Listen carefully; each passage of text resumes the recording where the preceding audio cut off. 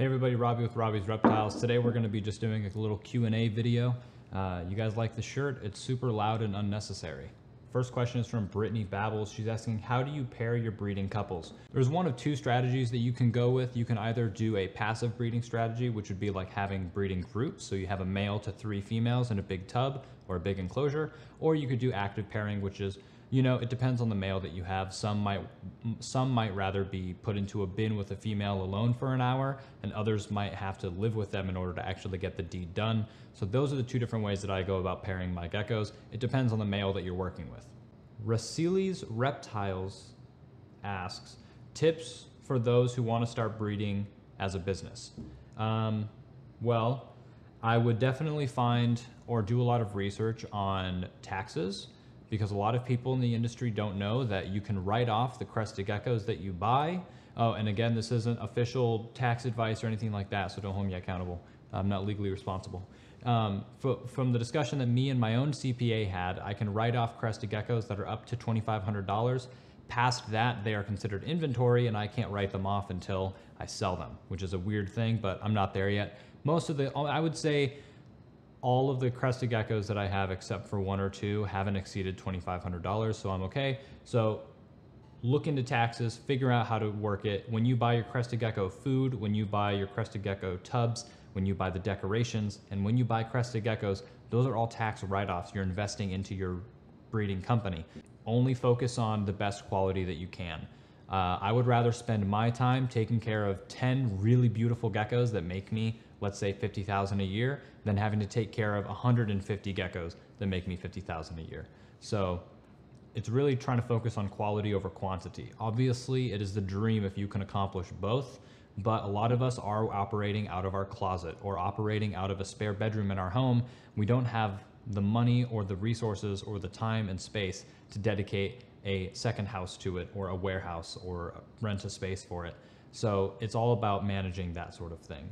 Figure out what you're able to accomplish, and then I would say dive head in, go head first, go all in. It's a beautiful thing. I love being able to do this as my job. It's great. Geckos Anonymous asks, what is monochrome?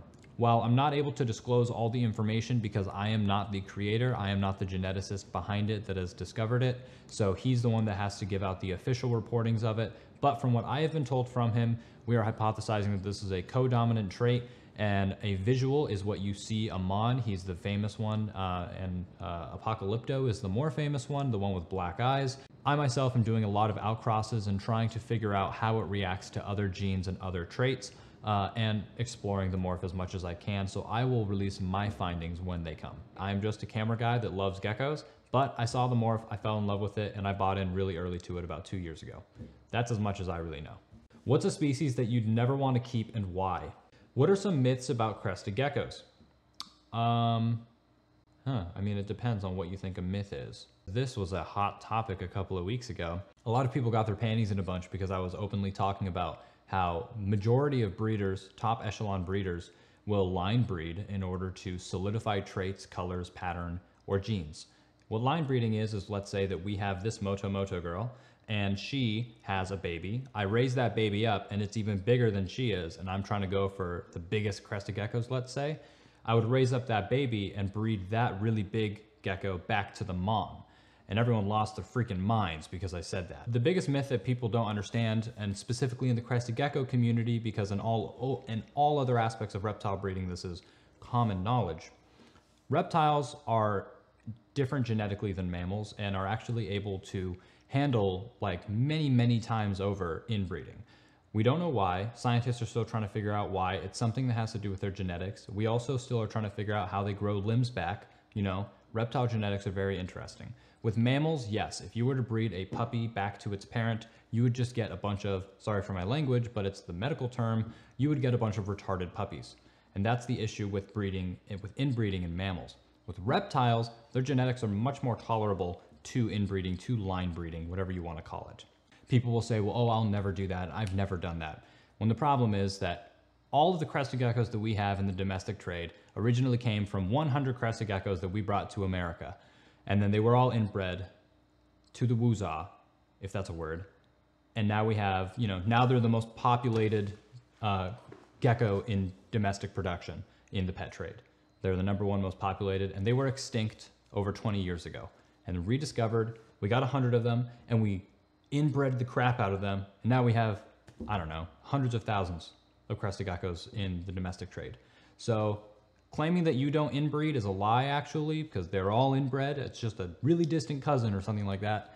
But when you have a trait, let's say you have a really nice drippy and you have a really nice harlequin, and you want to breed it to a really nice harlequin lily white, and then those babies look really nice, you can breed those back to the parents without any repercussions. Past doing that once, I would strongly advise doing an outcrossing.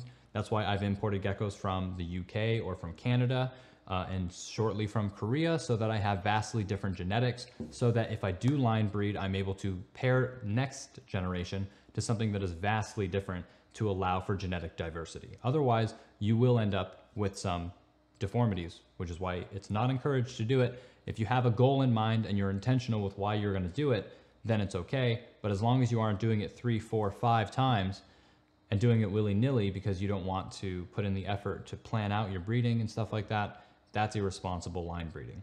Tips on getting your Crested Gecko hatchlings to eat bugs. I do not hand feed any of my animals because nobody's got time for that, especially when you have 150 or so.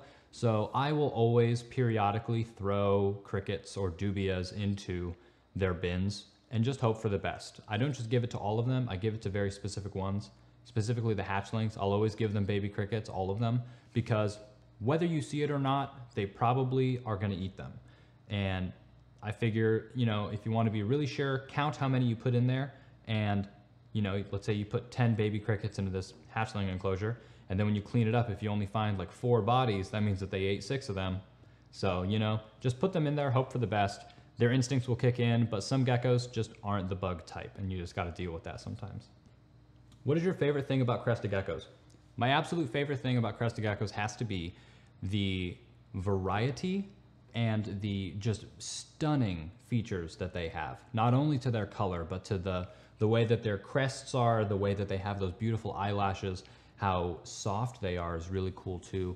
I mean, I could work with any gecko species. A lot of them from New Caledonia are the exact same care, but all of them look so ugly and boring to me compared to Crested Geckos. I mean, already, and it's only been in the domestic trade for about 20 years, we're able to have all these different varieties of colors and patterns and contrast and all this crazy stuff. And we, like, right now is a really exciting time too, because we got melanistics and cappuccinos and frappuccinos and all this stuff that's popping up. It's a really exciting time to be in Crested Geckos, and I love seeing all the different colors that you can make. Ever since I was a kid, I've always been fascinated with reptiles, and especially loved the really colorful ones. You know, we all have expensive tastes, that's why we're in this hobby. But Crested Geckos are just so cool. They're beautiful looking, and that's really it. They're just beautiful and photogenic. So that's a good mix. As you can see, I'm a cinematographer by trade. I've always had a passion for reptiles, and I got into Crested Geckos by accident, and I found that it was my biggest passion, and I love breeding Crested Geckos. First week with hatchlings, what does that look like for you from hatching to a week out? Usually if a Crested Gecko hatches, I'll take it out of its incubator, I'll put it into the tub, I'll spray it a lot heavily for the first week so that they're able to get their first shed off. And then I'll put a little food dish in there after it's been in the tub for a couple of days. Usually they're not going to eat, they're still absorbing the yolk and stuff like that. And just let them chill out. Try not to have them in a super hot area. Try to keep them at like 72 degrees just to be safe for that first week or month of life, really. Because Crested Gecko babies are quite fragile. They could die just randomly. It just happens. Survival of the fittest. That's what it looks like. Desirable features for when you're trying to breed. There's a few, but I mean, in terms of structure, you're gonna want a really big, heavy one.